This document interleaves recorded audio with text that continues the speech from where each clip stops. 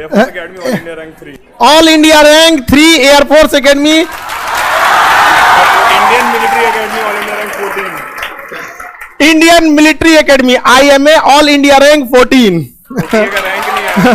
OTA में IMA का आ गया तो आप OTA के पीछे काहे पड़े हो भाई? अब इंटर जब हो जाएगा तो कोई कहेगा कि मैट्रिक का सर्टिफिकेट गायब हो गया। देखिए आप वहां गए ना जहां मेरा जाने का सपना था, यहाँ पे, तो ये वहां गए। Indian military academy rank 14, IMA rank 14, air force 3। तो अभी आप एयरफोर्स ज्वाइन कर लिए? हाँ सर, एयरफोर्स ही ज्वाइन करेंगे क्योंकि फर्स्ट प्रेफरेंस वो था। अच्छा। और फ्लाइंग फिट हो गए। फ्लाइंग फिट हो गए भाई, एयर फ्लाइंग ऑफिसर, वाह अभिनंदन। ये तो बहुत बढ़िया बात है। आज सबसे खुशी हो रही है सर कि आपको सामने देख रहे हैं।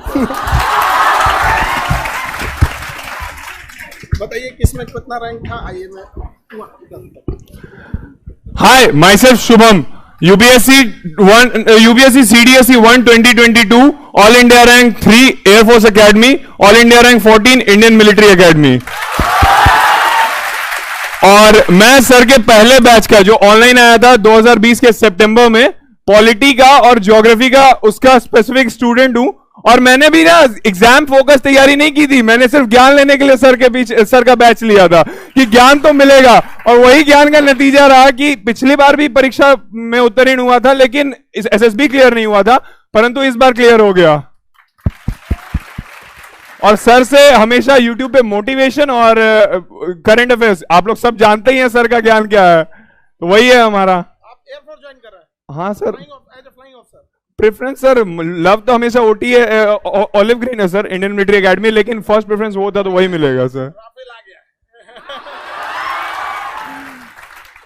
चलिए बढ़िया। एक्चुअली क्या है ना, हाँ हाँ हाँ, मिठाई खिलाते हैं क्योंकि दोबारा बहुत आर्मी में सिलेक्शन के बाद काफी ज्यादा प्रोसीजर स्टिक हो जाते हैं, आर्मी मिलिट्री सबके। अब इनको हम क्या बोलेंगे कि अब आगे जाएंगे। अब आपको अगर IMA ज्वाइन करते हैं तो आप आने वाले फ्यूचर में, अभी जब आप लोग बूढ़े होंगे तो इनको आप लेफ्टिनेंट जनरल के आसपास में देखेंगे।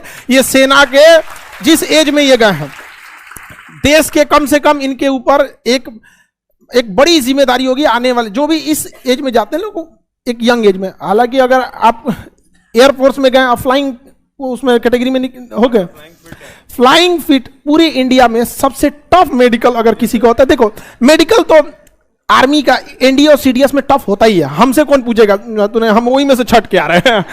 लेकिन उनमें भी हम तो मिलिट्री के ही मेडिकल से छट गए थे, आर्मी के उसमें भी सबसे टफ मेडिकल होता है तो फ्लाइंग का। फ्लाइंग मेडिकल से टफ कोई मेडिकल होता ही नहीं, क्योंकि एक पायलट के ऊपर जिम्मेदारी होती है और हजारों करोड़ का जहाज उसके हाथ में होता है। और उसके अलावे जहाज चलता फिरता बारूद है, उसमें कितनी हथियारें हैं, कितना मिसाइल